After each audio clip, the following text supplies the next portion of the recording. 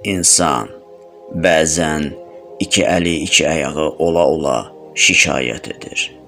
Allah buyurur, Quran, Surə Bəqərə, ayə 152.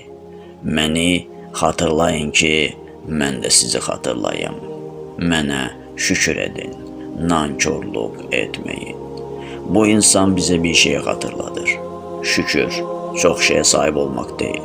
Şükür, olanı dəyərli bilməkdir. Allah neməti tam olanda yox, yarım olanda da imtihan edir.